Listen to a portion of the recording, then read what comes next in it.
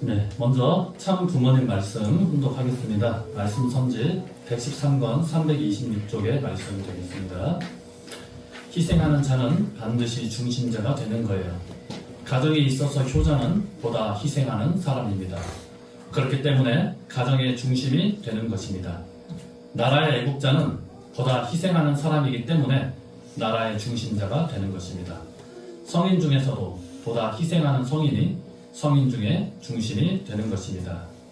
이것이 천리이기 때문에 이 천리의 길을 엄숙히 따라가고 모든 분야에 화할 수 있는 사람을 만들어야 된다고 해서 성화인 것입니다. 성화 청년이 뭔지 알겠어요? 하늘과 화하고 인간과 화하고 만물과 화할 수 있는 그런 청년이라는 거예요. 이런 청년이 가는 데는 새로운 소망이 싹이 트는 것입니다. 새로운 하나님의 희망이 깃드는 것이요 하나님의 사랑의 힘이 가증한다는 것입니다. 예, 말씀 한 구절 더 운동하겠습니다. 천일국 시대 목회자의 길 356조 말씀 가운데 한 부분이 되겠습니다. 희생의 희자도 소우하고 양양 아래 빼앗날 수 옆에 나입니다. 나를 빼내고 양같이 재물되는 것이 희생입니다. 아주 예, 오늘 말씀 훈독한 이 두 가지의 말씀 내용을 가지고 희생이라는 제목의 말씀을 함께 나누고자 합니다. 예, 엊그제까지만 해도 날씨가 비도 오고 흐리고 했는데 어제 오후인가요? 저녁에서부터 그래서 날씨가 좀 화창하게 돼서 오늘은 정말 완연한 가을을 만끽할 수 있는 그런 때인 것 같습니다. 환절기인데 항상 감기 조심하시고요. 건강에 유의하셨으면 좋겠습니다. 희생이라는 이 단어, 이 내용을 식구님들께서 떠올리시면 어떤 느낌 드십니까? 식구님들께서는? 왠지 썩 마음이 이게 밝아지지 않죠? 어떠세요? 식구님 희생하십시오. 만약에 제가 이렇게 이야기한다든지 우리 참부모님으로부터 그렇게 말씀도 많이 듣고 예. 또 누군가로부터도 희생해라 이런 이야기를 들으실 때 식구님들 마음 어떻습니까? 아 내가 희생해야지 언제 희생할까 기다려지나요? 아니면 할 수만 있으면 이 쓴자를 내게 멀리하옵소서라는 기도가 절로 나오시나요? 어떠세요? 별로 이렇게 썩 내키지 않으시죠? 나는 하고 싶지 않은 것 나는 희생을 강요받고 싶지 않고 뭐 긍정적으로 내가 희생하겠다는 마음을 갖기보다는 희생하고 싶지 않은 그런 부정적인 마음이 먼저 드는 것이 어떻게 보면 인간적인 마음이 아닐까 생각을 하게 됩니다. 그런데 우리가 종교생활, 신앙생활 하다 보면은 희생하라는 말을 참 많이 듣습니다. 그런데 그런 말씀을 들을 때마다 마음이 괴로우면 안 되잖아요. 그럼 어떻게 하면은 이 말을 들을 때마다 그래도 좀 부정적인 마음보다는 긍정적인 마음을 우리가 일깨울 수 있을 것인가에 대해서 한번 생각을 해봐야 되겠습니다. 지난달 마지막 주 참 어머님의 그 여러 가지 힘든 상황에 대해서 참사랑의 십자가를 지신 어머님의 노정에 대해서 말씀을 드렸잖아요.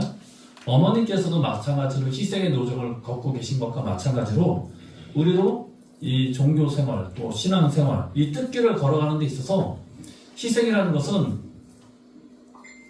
선택의 여지가 없는 필수 불가결한 그런 내용이 아닌가 생각을 하게 됩니다. 그래서 이 희생의 의미가 무엇인지를 우리가 깊게 생각하는 것만으로도 우리가 좀 더 이 말씀을 우리가 좀 긍정적으로 받아들일 수 있는 그런 내용이 아닌가 생각을 해보게 됩니다. 제가 한번 식구님들께 여쭤보고 싶은데요. 식구님들은 희생에 대해서 어떻게 생각하시나요? 희생을 무엇이라고 생각하십니까? 어떤 단어도 좋고요. 어떤 문장도 좋습니다. 나름대로 정의하시는 희생의 내용 한번 식구님들 이야기해 주셨으면 좋겠는데 희생을 뭐라고 생각하시나요? 예, 큰 소리로 중얼중얼 하시면 제가 잘 안 들립니다. 네? 나를 버려야 된다. 아주 귀한 말씀이죠. 예, 희생이 나를 버리는 것만 있나요? 또 다른 의미는 없을까요? 봉사. 예, 우리 부부가 정말 먼저 희생의 본보기를 보여주셨습니다. 우리 박장님하고 이용희 원장님하고. 또 없으신가요? 나보다 남을 더 생각하는 나보다 남을 더 생각하는 그런 어떤 마음이나 행동, 이게 희생이겠죠? 예. 이게 정답이 없어요. 제가 여쭤보는 거는 정답을 이야기하라는 게 아니라 식구님들이 평상시에 갖고 있는 이런 어떤 의미를 한번 공유하고자 하는 차원에서 제가 여쭤보는 거예요. 아, 그래도 우리 충주대교의 식구님들께서는 질문했을 때 잘 답을 해주시네요? 이게 답이 쉽지 않은 거거든요. 심각하거든요, 또 어떻게 보면은. 그럼에도 불구하고 답을 잘 해주셨습니다. 시간 관계상 뭐 여러 가지로 식구님들께서 아마 생각하시는 희생의 내용이 있을 텐데요. 저도 제 나름대로 희생의 또 다른 표현이 뭐가 있을까라고 한번 생각을 해서 이렇게 한번 생각을 해봤습니다. 아마 식구님들 지금 말씀하신 것들 여기 다 들어있는 것 같아요. 봉사, 희생의 또 다른 표현이라고 할 수 있겠죠? 그 다음에 착한 일을 행하는 선행, 역시 희생이 전제가 되는 것입니다. 그 다음에 헌신, 내 몸을 재물과 같이 바치는 그런 내용도 바로 희생의 또 다른 표현이 되겠죠. 그 다음에 참 부모님께서 우리들에게 가장 많이 말씀하셨던 위하여 사는 삶, 위하는 삶, 역시 희생이 전제가 될 것입니다. 그 다음에 공적인 삶, 나보다는 보다 뜻을 위한 삶, 공적인 내용을 위한 삶도 역시 희생이라고 할 수 있겠습니다. 또 참사랑도 마찬가지겠죠. 전체를 위하는 삶, 또 하늘을 위하는 삶. 이 외에 우리가 생각하는 식구님들께서 생각하시는 모든 내용들이 다 희생이라는 내용의 범주에 다 속할 것이라 생각을 하게 됩니다. 식구님들, 희생이라는 이 단어, 이 제목을 처음 접했을 때 어떤 생각이 드셨다고 그랬죠? 긍정의 마음보다는 왠지 좀 멀리하고 싶은 좀 부정적인 마음이 들었지만 희생의 또 다른 표현들에 대해서 이렇게 여러 가지를 이야기하니까 사실은 식구님들께서 지금도 희생하고 있는 내용들 많이 있으시죠? 제가 식사장본들 얘기를 참 많이 하는데 우리 식사장본들은 어떻습니까? 말씀 듣고 싶은데 말씀 듣는 것을 조금 나 자신을 내려놓고 우리 식구님들의 이 건강을 위해서 맛있는 음식을 준비하시는 우리 식사장본들이야말로 희생의 삶을 바로 실천하시는 모습이 되지 않겠습니까? 예, 1층 주방까지 좀 드릴 수 있도록 큰 소리로 감사의 박수로 한번 올려줬으면 좋겠습니다. 예, 식구님들께서도 일상생활을 통해서 행하시고 있는 희생의 내용 많이 있다고 생각하게 될 때 이 희생이라는 단어를 우리가 너무 부정적으로나 어려워한다든지 부담스러워하는 내용보다는 일상생활을 통해서 내가 다양한 형태로 지금 내가 희생의 삶을 살고 있다고 좀 더 긍정적으로 바라보시면 좋겠다 생각을 해보게 됩니다. 그래서 참 부모님의 이 말씀을 중심으로 해서 희생의 어원, 희생이라는 단어가 갖고 있는 근본된 뜻이 무엇인지를 한번 생각을 해보고자 합니다. 물론 희생이라는 단어를 사전을 통해서 찾아보면은 또 사전적인 의미, 정의가 나올 것입니다. 근데 우리는 참 부모님의 말씀을 중심으로 희생의 이 단어가 갖고 있는 근본된 뜻을 한번 생각을 해 보겠습니다. 두 번째 훈독한 말씀에 이런 말씀이 나왔죠. 희생의 희자. 여기 한자말을 이렇게 나누어서 뜻풀이를 참 부모님께서 해주셨습니다. 희생의 희자도 소우하고 양양 아래 빼어날 수 옆에 나입니다. 나를 빼내고 양같이 재물되는 것이 희생입니다. 이렇게 말씀을 주셨습니다. 희생에 대해서 제가 참부모님 말씀 여러 가지를 찾아봤는데요. 이 말씀 외에도 희생에 대해서 많은 말씀을 주셨습니다. 근데 간단하게 한 문장으로 참 부모님께서 짧게 정의하신 내용이 이런 말씀이 있어서 제가 식구님들께 이렇게 좀 소개를 하고 훈독을 하게 되었는데요. 여기서 중요한 것은 뭐냐면 나를 빼내고 양같이 재물되는 것이 희생이다. 참 부모님께서는 나름대로 희생의 근본된 뜻을 이렇게 표현을 해 보셨던 것입니다. 자, 그러면 첫 번째로 우리가 생각을 해봐야 될 것이 나를 빼낸다라는 말씀을 주셨습니다. 나를 빼낸다라는 말이 뭘까요? 왜 참부모님께서는 나를 빼라는 말씀을 주실까요? 세상은 어떻습니까? 자기 자신은 엄청 소중히 여기지 않겠습니까?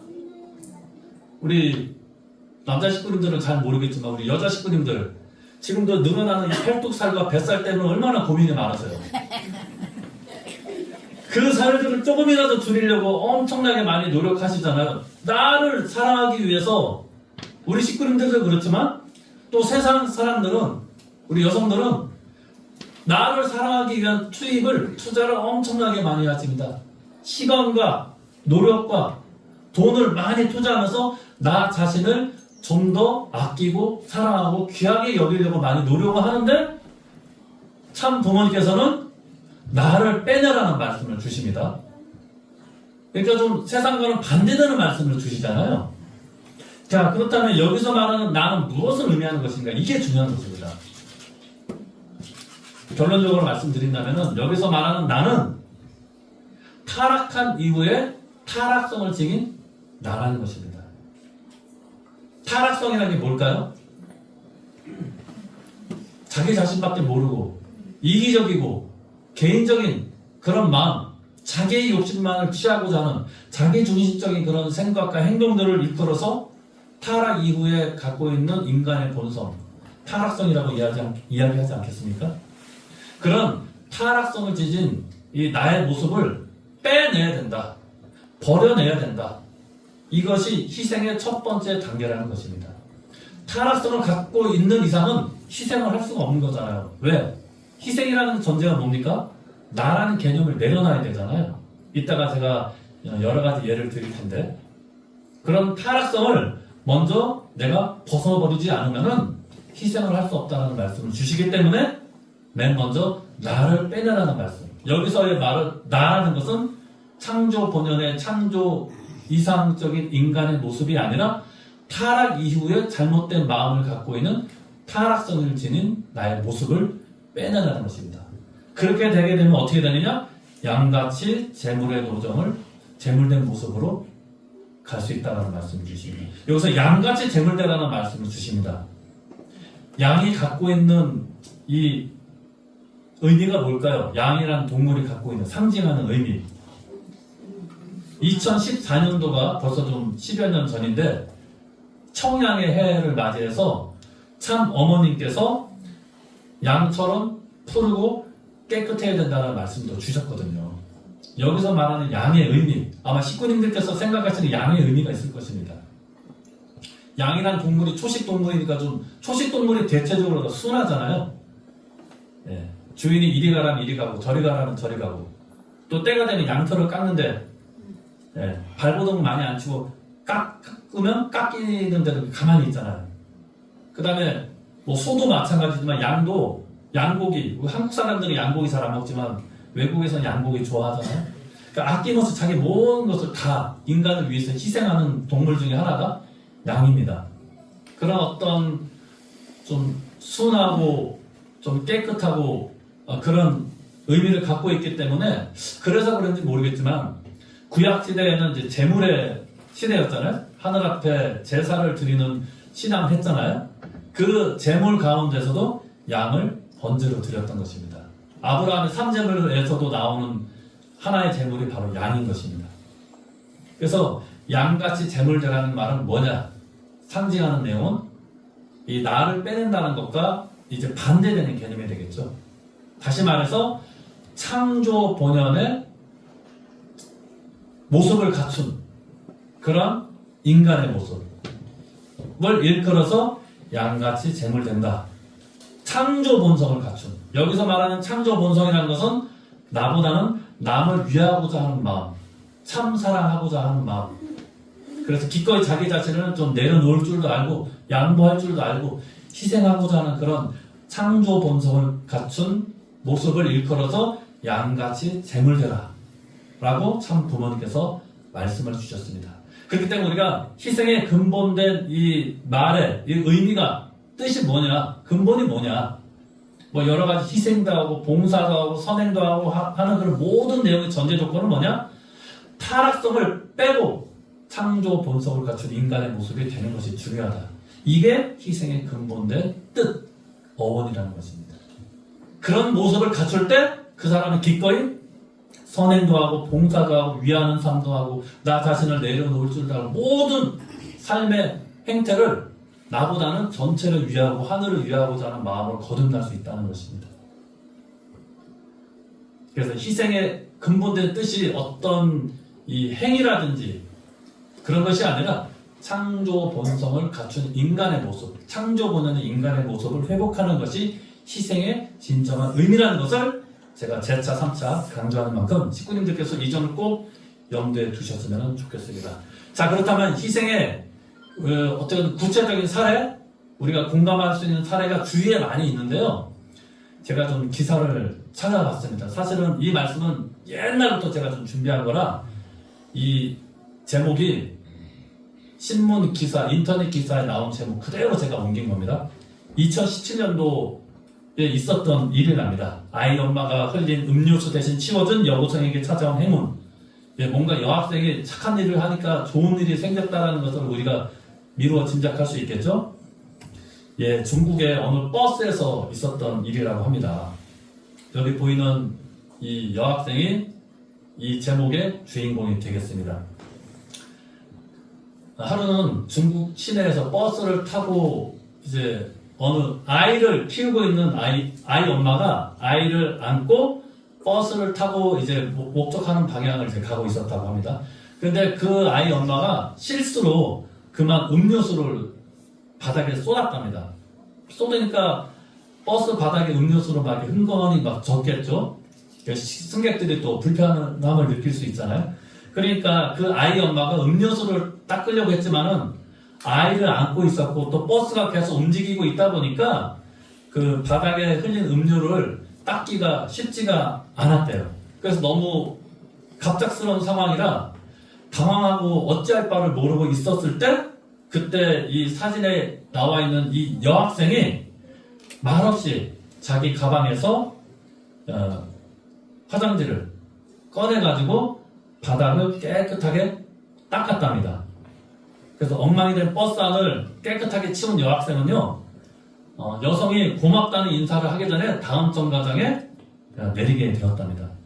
이 학생의 도움을 받은 그 아이 엄마는 이런 학생의 모습에 크게 감동을 해가지고 이 SNS에 인터넷 온라인상에 그날 있었던 그 학생에 대한 이야기를 올렸다고 합니다.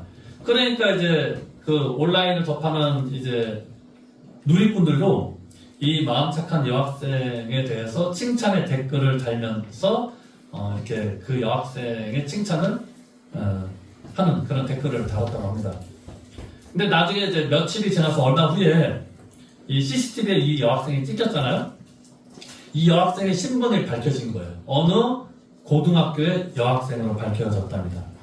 그리고 이러한 소식을 접한 이 태양 에너지 회사 대표가 사장이 CEO가 이 여학생을 수소문해가지고 이 여학생을 찾게 되었고요.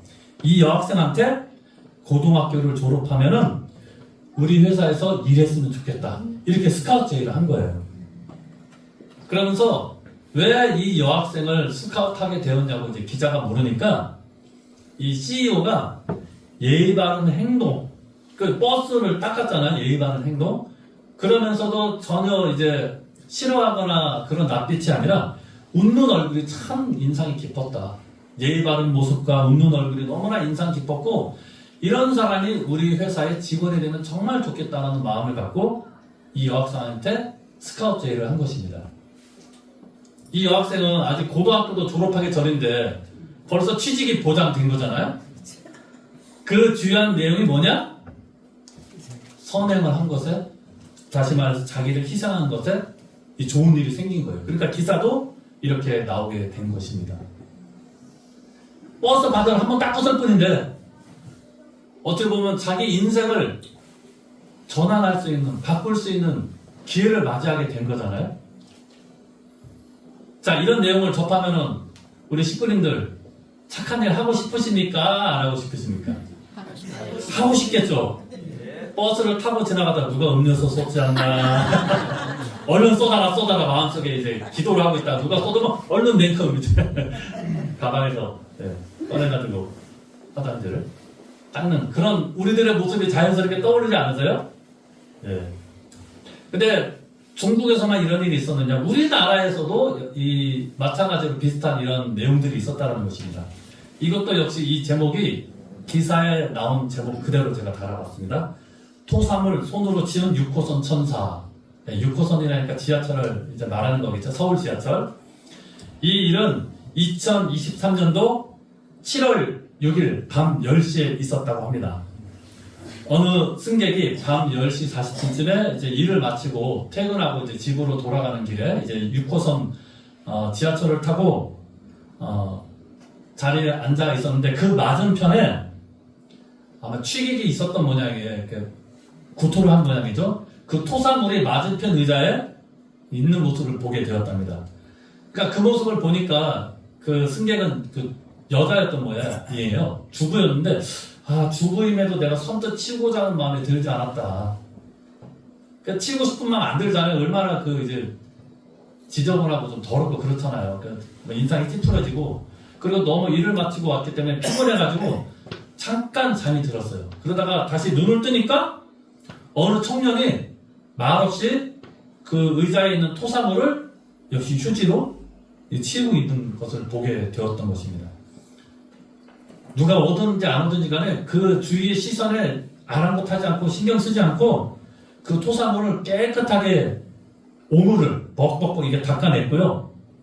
그 다음에 다른 승객들이 이렇게 새롭게 전철을 타는 승객들이 빈자리니까 그 자리에 앉으려고 하지 않겠어요? 근데 이 자리는 이 토사물이 있던 자리니까 다른 자리에 앉으시라고 이렇게 좀 안내를 하고 다른 사람이 못 앉도록 이 청년이 그 토사물이 묻어있던 그 자리에 본인이 앉았더래요. 그 자리를 닦고 나서.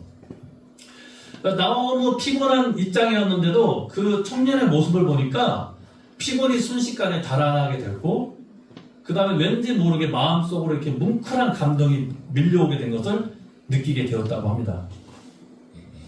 그래서 이 내용을 역시 인터넷상에 온라인상에 올리니까 또 그것을 기사를 접한 사람들이 또 칭찬 댓글들을 올렸죠. 이 청년이 누구냐, 이 청년을 찾아서 상을 줬으면 좋겠다. 아마 이런 댓글들이 있었는지 모르겠지만은 그로부터 이제 일주일 후에 7월 13일에 서울교통공사에서 이 남성을 찾게 되어서 상을 주었다고 합니다. 20대 남성 김모 씨라고 하는데요. 감사장하고 기념품을 지급을 했답니다. 그러면서 서울교통공사에서 공식 SNS를 통해서 이 사람을 상을 주면서 이분의 어떤 그 미담을 이 청년의 친구를 통해서 이제 전하게 되었습니다. 이 김 씨라는 이 청년은 평상시에도 타인을 배려하는 모습을 갖고 있었고 그런 모습이 자주 이제 목격이 됐다고 합니다. 그래서 이 청년을 일컬어서 아름다운 청년이라고 일컫게 되었고요. 그렇게 칭찬을 많이 하고 이렇게 감사장을 표현하니까 아마 이제 인터뷰를 이제 기자가 또 했겠죠. 이 청년이 인터뷰를 통해서 좋은 일이라고 저는 생각하지 않고요. 당연히 20대 젊은 청년이라면 이 책임과 이 양심을 갖고 그 내 가치관에 부합하는 나는 행동을 했을 뿐입니다. 이게 뭐 특별한 일이라고 저는 생각하지 않았습니다. 당연히 제가 해야 될 일이라고 생각해서 그냥 저도 모르게 하게 됐답니다. 이렇게 이야기를 했고 마침 우연찮게 제 가방 속에 물티슈가 있었기 때문에 제가 이렇게 닦은 것 뿐입니다. 라고 겸손하게 자기의 소감을 이야기를 했습니다. 이 두 가지 사례를 놓고 보면 식구님도 어떤 마음 드십니까? 이제 가방에 물티슈 가득 예, 그런 생각 먼저 드시죠. 가방에 뭔가 닦을 거리를 넣어야겠다. 항상 준비된 모습이 좀 필요하고 버스를 타든지 또 기차를 타면은 누가 또 물 쏘는 사람이 없나 속이 안 좋아서 이렇게 고토하는 사람이 없나 좀 살피게 되겠죠. 그런 일이 발생하면은 얼른 가서 내가 먼저 닦아야 되겠다. 그렇게만 해도 좋은 사람이라고 칭찬을 받고 어떻게 보면 자기 인생까지도 바뀌게 되는 그런 기회를 맞이하게 되잖아요. 그러니까 희생이라는 단어를 우리가 부정적으로만 생각하면은 특히 우리 교회는 책임을 많이 강조하다 보니까 책임, 희생 이런 말을 들으면 어깨가 좀 무거워지는 것이 사실입니다. 그런데 이것을 좀 다른 차원으로 생각해 보면은 일상생활에서 우리가 하고 있는 희생의 내용이 너무 많습니다. 그렇게만 해도 세상 사람들은 그 사람을 칭찬하고 그 사람을 어떻게 보면 좀 우러러 보게 되는 거잖아요. 그런 모습으로 우리도 어떻게 보면 세상으로부터 인정을 받고 우리를 통해서 참 부모님의 어떤 위상과 가치까지도 드러낼 수 있는 그런 축복 가정의 모습이 되면 어떨까 생각을 해보게 되었습니다. 자, 각박한 세상이라고 하지만 아직도 세상에서는 이렇게 자기 자신을 희생할 줄 알고 선행을 베풀려고 하는 사람들을 좋아하더라. 비록 나는 희생하는 그런 모습을 그렇게 많이 자주 보이지는 못하지만은 선행을 하고 봉사를 하고 남을 위할 줄 아는 사람을 세상은 좋아하더라. 라는 것입니다. 그런 사람이 많이 나오기를 세상은 원하고 있다는 것을 우리가 생각을 해보게 됩니다. 그래서 희생의 의미를 참 부모님 말씀을 중심으로 다시 한번 생각을 해봤으면 좋겠습니다. 항상 저는 중요한 단어, 문장은 이렇게 빨간색으로 표시하잖아요. 희생을 하게 되면 어떻게 되느냐? 반드시 중심자가 된다라고 참 부모님께서 말씀하셨습니다. 희생하는 사람은 중심자가 될 때도 있고 안 될 때도 있는 것이 아니라 희생을 하면은 반드시 중심자가 된다고 참 부모님께서 강조를 하십니다. 그래서 가정에 있어서 효자는 어떤 사람이냐? 부모를 위해서, 가정을 위해서 가장 많이 희생하는 자녀가 그 가정에 있어서 효자라는 말씀을 주십니다. 동의하십니까? 네, 여기도 부모님들이 많으시니까 다 동의하십니다. 우리 자녀들은 뭐 다른 생각이 있을 수 있을지 모르겠지만은 네, 우리 부모님들은 그런 생각하고 계십니다. 또 나라의 애국자도 마찬가지죠. 나라를 사랑하는 애국자를 일컬어서 우리는 왜 그 사람들을 애국자라 일컫느냐? 그 사람의 인생을 보면 다 희생의 내용이 있어요. 유관순 언니, 안중근 의사, 이순신 장군이 어떻습니까? 나라의 안녕을 위해서 자기의 목숨을 기꺼이 희생한 그런 분들을 일컬어서 우리는 의인이다, 위인이다, 애국자라고 말하지 않겠습니까? 그런 분들이 이 나라의 중심이 될 수 있다. 성인 중에서도 보다 희생하는 사람이 성인 중에 중심이 된다. 이렇게 말씀을 주시고 계십니다. 청년 식구들에게요, 이 말씀을 전하면서 여러분들은 누군가를 추종하는 추종자가 되고 싶습니까? 아니면 중심자가 되어서 리더로서 어떤 조직과 단체를 이끄는 모습이 되고 싶습니까? 물어보면요, 100이면 100다 다 자기는 리더가 되고 싶다고 이야기를 합니다. 중심자가 되고 싶다고 이야기를 합니다. 그러면 참부모님의 말씀을 바탕으로 내가 중심자가 되고 어떤 단체나 소속된 그 조직의 리더가 되기 위한 가장 쉬운 방법은 뭐냐? 희생을 하면 돼요. 그 조직을 위해서. 그런 사람이 자연스럽게 리더가 되고 중심자가 된다. 여러분들 희생의 모습으로 임하십시오. 그러면 세상이 여러분들을 인정하고 세상이 여러분들을 정말 우러러 볼 것입니다. 이렇게 이야기를 하고 있습니다. 제가 했었습니다. 우리 식구님들도 마찬가지입니다. 우리 교회가 또 내가 축복 가정이 세상으로부터 인정을 받고 중심이 될 수 있는 가장 쉬운 길은 뭐냐? 희생을 하면 된다는 거죠. 자, 그런 차원에서 우리 교회를 놓고 본다면은 우리 교회의 중심자, 어떤 사람이 우리 교회의 중심자라고 이야기를 할 수 있을까요? 보통은 뭐 목회자, 뭐 사역자, 이런 분들을 일컬어서 그 교회의 중심자, 리더라고 이야기를 하겠죠. 근데 오늘의 말씀을 보면은 이 교회의 리더, 중심자라고 할 수 있는 분은 어떤 분들이 중심자가 될 수 있느냐? 교회를 위해서 가장 희생하는 사람이 이 교회의 중심자가 될 수 있다. 왜 교회장과 사역자가 교회의 중심자가 되느냐? 그 교회에서 가장 희생의 삶을 살기 때문에 중심자라고 우리는 이해를 하고 그렇게 일컫고 있습니다. 그런데 그 교회의 중심자가 목회자하고 사역자, 소수잖아요, 소수. 그 몇 명 되지 않는 사람만 교회의 중심이 되면은 되겠습니까? 할 수만 있다면은 우리 교회 식구들 모두가 이 교회를 가장 사랑하고 희생할 줄 아는 중심자가 되면 가장 좋겠죠. 모두가 중심이 되고 모두가 리더가 되면 가장 좋겠죠. 그게 참부모님께서 가장 바라신 내용이 아닐까. 저도 목회자 입장에서 식구님들을 바라보게 될 때 그런 식구님들이 많으면 많은 교회가 정말 어떻게 보면은 세상이 우러러 볼 수 있는 교회의 모습, 진정한 교회의 모습을 갖춘 모습이 되지 않을까? 이런 생각을 해보게 됩니다.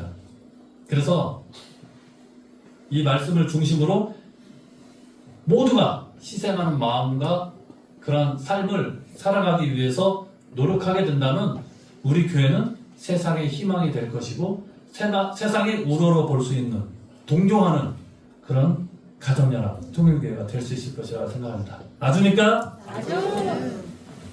그렇기 때문에 기왕 희생을 하게 된다면 우리가 기쁘고 감사한 마음으로 희생의 삶을 살아야 될 것입니다.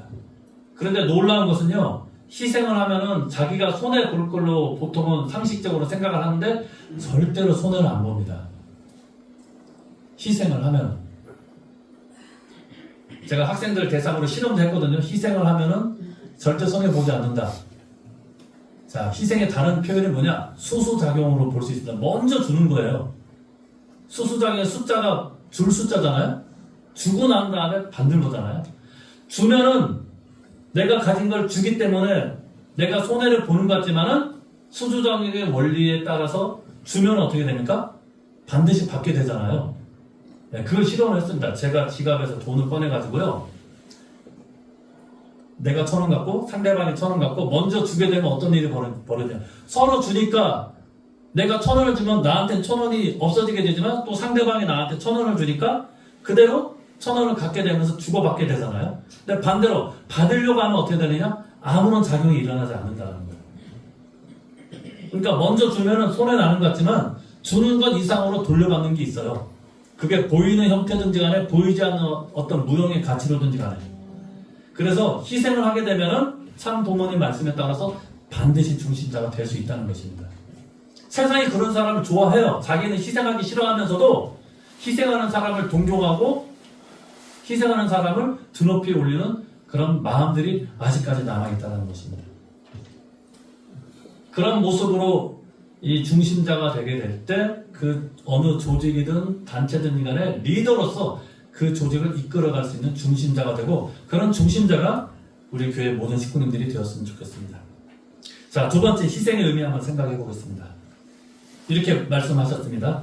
이것이 천리이기 때문에 이 천리의 길을 엄숙히 따라가고 모든 분야에 화할 수 있는 사람을 만들어야 된다고 해서 성화인 것입니다.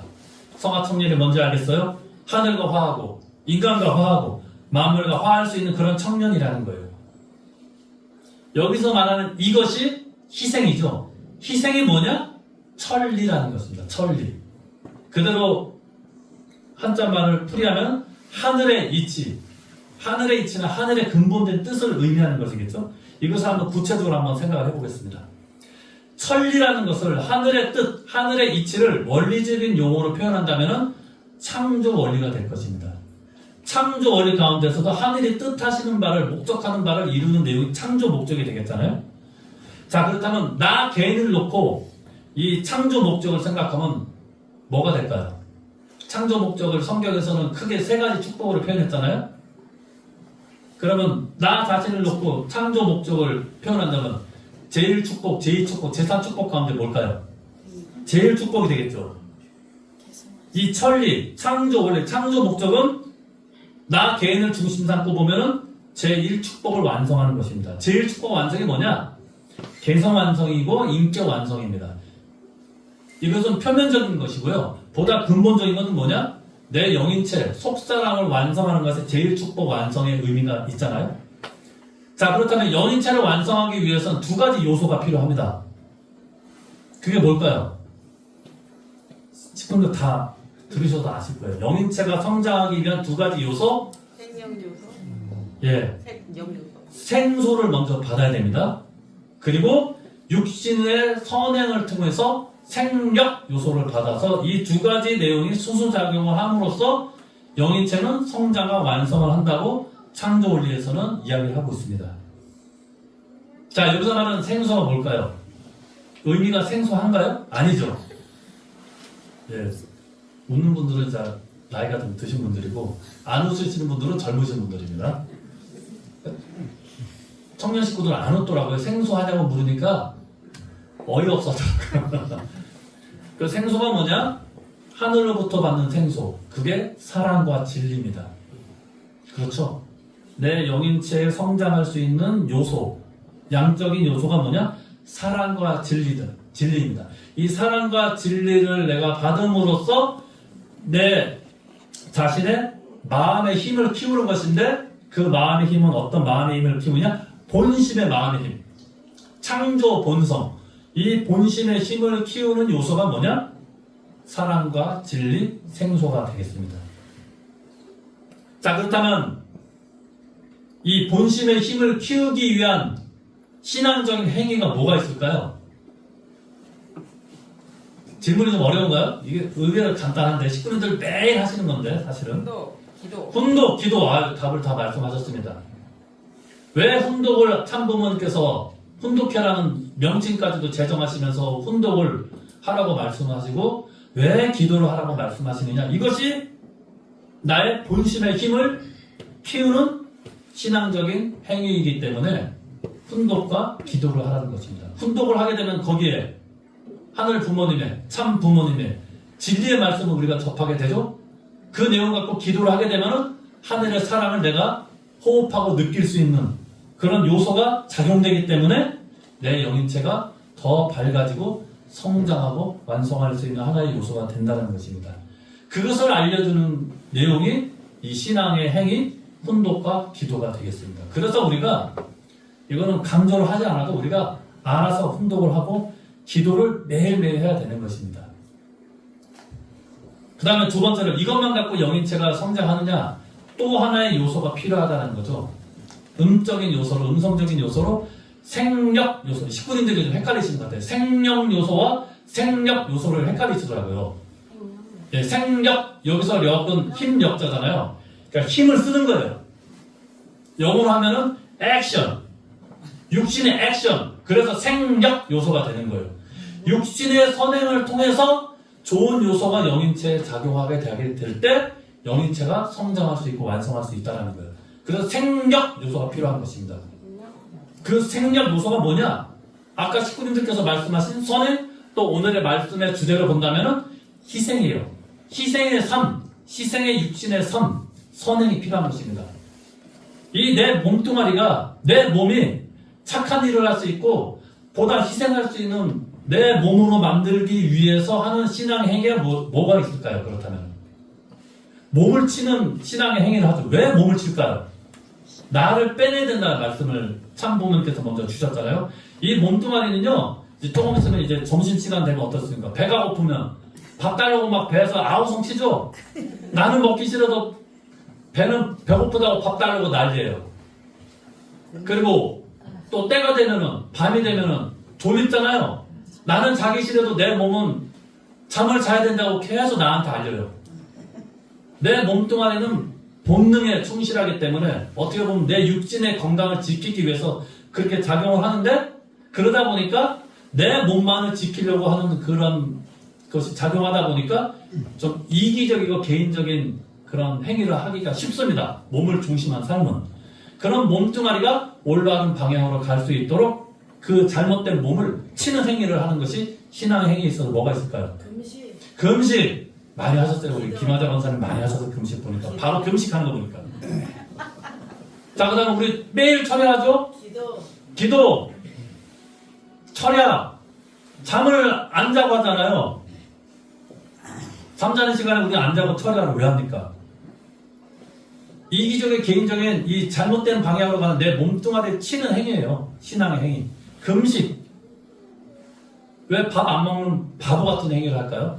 내 몸뚱아리가 이기적이고 나 자신만을 위하고자 하는 그런 마음을, 내 몸뚱아리를 선한 방향으로 이끌어가기 위해서 내 몸을 치는 행위를 하는 것입니다. 그게 신앙생활, 종교생활이 되는 것입니다.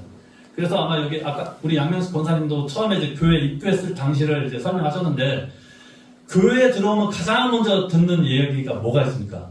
뭐 하지 말라는 얘기 많이 안 들으세요? 예, 술, 담배 하시는 분들 뭐부터 얘기 들어요? 술 마시지 마세요. 담배 피지 마세요. 그러죠? 하지 말라는 얘기를 제일 먼저 합니다. 왜? 내 몸뚱아리가 잘못된 방향으로 많이 갔기 때문에 그 몸뚱아리를 먼저 치는 행위를 합니다. 하지 말라는 신앙을 먼저 많이 강조를 봤습니다. 이게 구약시대 신앙 아닙니까? 구약시대 10계명, 10가지의 계명 가운데 대부분의 내용은 뭐예요? 간음하지 말아라, 도둑질을 하지 말아라, 뭐뭐 하지 말라는 얘기 많이 하지 않나요? 예, 구약시대적인 이 신앙의 행위가 하지 말라라는 신앙의 행위입니다. 근데 그 단계를 넘어가면 그 다음에 우리가 또 많이 듣는 건 뭐예요? 뭐뭐 하라는 얘기 많이 듣죠. 우리 여기 주보에도 보면은 다 뭐 하라는 거예요.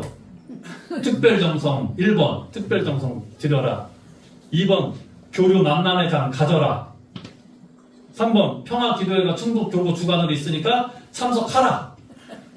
하라라는 이제 그런 행위를 합니다. 이거는 이제 하지 말라는 단계에서 한 단계를 더 넘어선 거예요. 이건 신약시대 신앙의 행위죠. 예수님께서 복음의 말씀을 주신 내용이 그거잖아요. 내 이웃을 내 몸처럼 사랑해라. 왼뺨을 맞았으면 오른뺨을 내밀어라.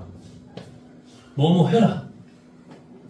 그런 행위를 많이 하는 겁니다. 이 선행을 이야기를 하는 거잖아요. 근데 우리 가정연합의 신앙의 행위는 뭡니까? 하지 말라는 것과 해야 되는 것을 넘어서 무엇을 이루어라. 그게 성약시대의 신앙 아닙니까? 성약, 말씀을 이루는, 참된 가정을 이루어라, 참된 개성을 완성해라. 그 다음에 천의국 시대의 신앙의 행위는 뭐냐? 하지 말아야 될 것을 하지 말아야 되고, 해야 될 것을 하는 것을 통해서 참된 나의 개성을 완성을 하고, 가정을 완성하고, 종족과 교회를 완성하게 될 때 하늘 부모님께서 원하시는 창조 본연의 이 천의국 시대를 창건해라, 만들어라. 이것이 천의국 시대의 신앙의 행위입니다. 자, 식구님들은 제가 말씀드렸던 4가지의 신앙의 행위 가운데 어느 것을 많이 하십니까? 아직도 하지 말라는 이야기 많이 들으십니까? 아니면 뭐 하라는 이야기를 많이 들으십니까? 아니면 이루어라, 뭘 만들어라, 어떤 이야기를 많이 들으십니까? 각자 한번 생각해 보시고요. 아, 내 신앙의 단계는 지금 어느 단계에 와 있구나. 그 다음 단계로 가기 위해서 내가 어떻게 살아야 될지 한번 각자 생각을 해 보셨으면 좋겠습니다.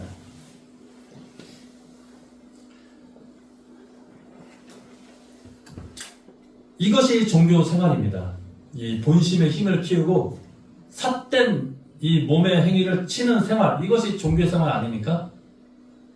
종교가요, 영어로 뭡니까? 오늘 제가 많은 걸 알려드렸는데 좀 식구님들 소화가 될지 모르겠습니다. 아, 정말 저 연구 많이 했습니다, 나름대로. 종교가요, 영어로 필리핀 식구님들 뭐죠? religion이죠. 제 발음이 안 좋나요? religion. 근데 religion이라는 말이요, 라틴어 religio에서 파생된 단어랍니다. 그러니까 religio라는 말의 의미가 뭐냐면요, 무엇을 묶다, 결속시키다, 이런 뜻을 갖고 있대요. 묶다, 결속시키다. 자, 그러면은 창조 원리적인 관점에서 관계성을 놓고 볼 때 타락이 뭡니까? 하늘과 인간의 관계가 끊어진 게 타락이죠? 관계적인 측면에서 본다면. 그러니까 신앙이라는 건 뭐예요? 종교 생활이라는 것은 끊어졌던 하늘과 인간의 관계를 묶어준 게 뭐냐? 그게 종교랍니다. 그래서 종교의 의미가 religio라는 단어에서 religion이라는 말로 나온 거예요. 아, 이거 대단한 연구 아닙니까? 이럴 때 한번 박수가 나와야 됩니다. 이거 논문으로 나와야 될 내용을 좀 이렇게 말씀드린 겁니다. 그러니까 religion이라는 뜻이 거기에 있는 거예요. 종교라는 이 영어 단어가 끊어진 관계를 묶어주고 이어주는 내용에서부터 나온 것이 religion입니다. 한자 말로는 마루종자의 가르침 교자죠. 여기서 말하는 마루는 근본을 의미하는 것입니다. 근본된 가르침이 뭐냐? 그게 종교라는 거예요. 오늘의 이 제목을 중심으로 근본된 가르침은 뭘까요? 희생이죠. 희생하라는 것을 가르치는 내용이 어디에서 올까? 이게 종교에서 오는 것입니다. 옛날에는요, 제가 어렸을 때만 해도 학교에서 도덕시간, 윤리시간이 있었습니다. 이런 거 다 배우고 가르칩니다. 지금도 도덕과 윤리시간 있는지 모르겠어요, 과목이.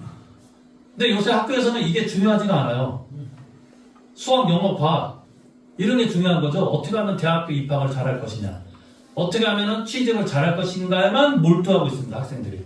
학교에서도 그런 내용들이 중심이 돼서 가르치지, 희생을 해라, 헌신을 해라, 남을 위해서 살라고 가르치질 않아요. 학교에서조차도.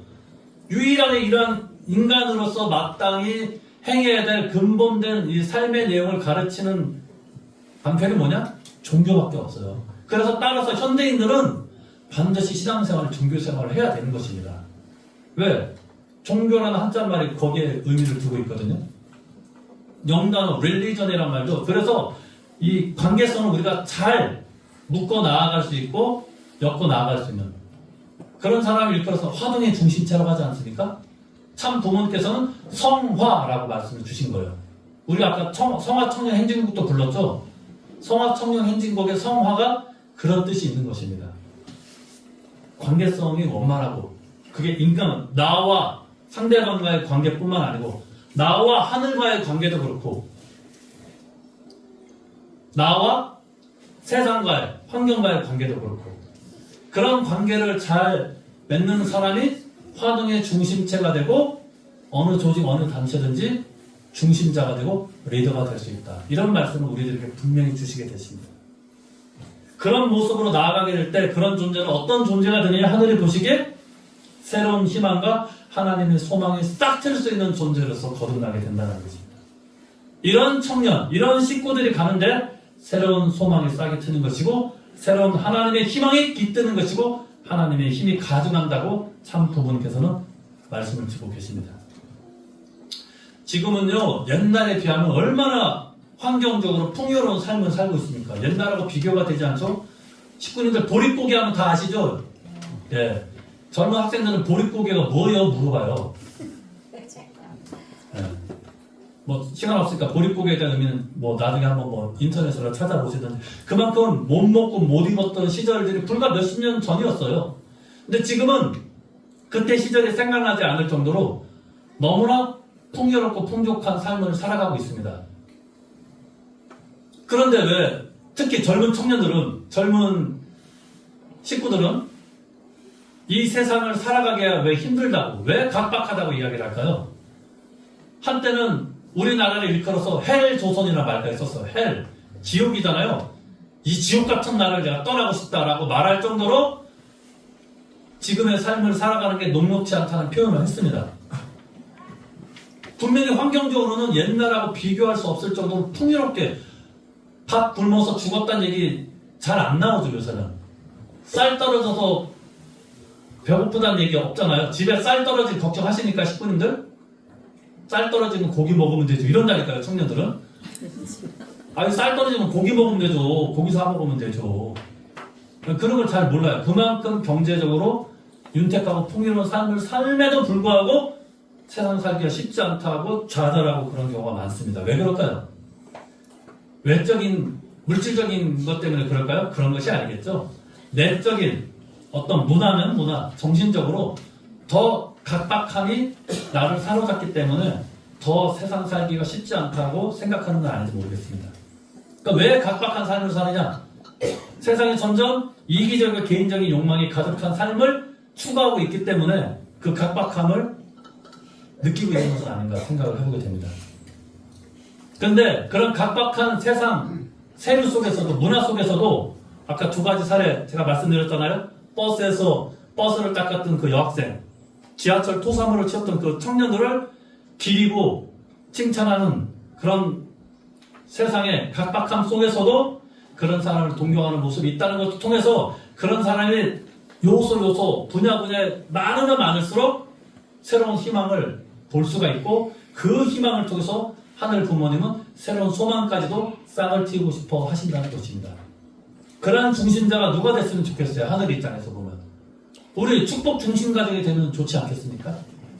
그런 모습을 하늘과 참 부모님께서는 우리들에게 바라고 계십니다. 그렇다면 자녀된 입장에서도 우리도 그런 모습으로 더 거듭나겠다고 생각을 해보게 되겠죠. 우리 통일 공동체 이 정신, 세 가지의 정신을 정의하라 하면 저는 이렇게 정의하고 싶습니다. 도전 정신이 있었어요. 항상 어려움에 회피하지 않고 그걸 맞닥뜨려 싸워서 이기려고 하는 도전 정신을 갖고 있었습니다. 근데 그런 가운데 희생의 과정이 반드시 따를 수밖에 없었어요. 근데 그것을 참고 이겨냄으로써 새로운 하늘의 문화를 창조해냈던 것이 우리 교회의 세 가지의 큰 정신이라고 생각을 하게 됩니다. 그런 모습으로 나가게 된 사람은 어느 분야, 어느 조직에서든 간에 중심자가 될 수 있고요. 그런 중심자가 하늘의 입장에서는 축복 가정이 되기를 희망하고 소망하고 계신다는 것을 우리 충주대교회 식구님들께서는 잘 이해를 하시고요. 참 어머니께서도 어떻게 보면 이 섭리를 비록 여러 가지 우리들의 부족함으로 인해서 어머니께서 참 사랑의 십자가의 노정, 희생의 노정을 걷고 계시지만 어머니는 이조차도 하늘의 섭리로 받아들이시고 반드시 진실과 섭리의 본질은 밝혀지게 될 것이니 우리가 섭리를 더 앞당길 수 있는 주역으로서 중심자로서 리더로서 나아가기를 참 어머니께서는 바라고 계시다고 할 때 우리가 어떤 마음으로 나가야 될지 오늘 주신 이 희생의 이 제목을 중심으로 해서 한 주간 주어진 나의 삶이 이 희생의 내용을 어떻게 실천할 것인가를 놓고 정말 기도하고 정성 들이고 또 구체적인 어떤 계획과 목표를 세워서 나아감으로써 하늘의 희망, 소망 또 세상 앞에 희망과 소망이 될 수 있는 우리 충주대교의 모든 식구님들이 되기를 바라면서 말씀을 마무리하겠습니다. 기도 올리겠습니다. 존귀하신 하늘 부모님, 사랑하는 천지인 참 부모님, 참 부모님의 한평생의 삶은 참 사랑의 십자가를 지신 희생의 삶이었습니다. 그런 부모를 모시고 있는 자녀된 저희들도 어찌 희생의 길을 가지 않을 수 있겠사옵니까?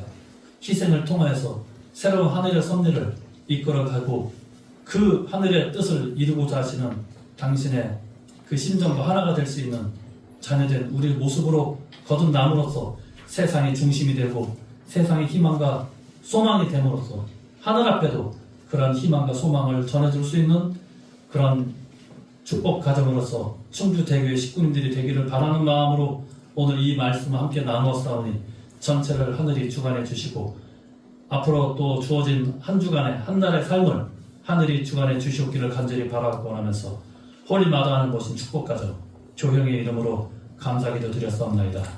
아멘.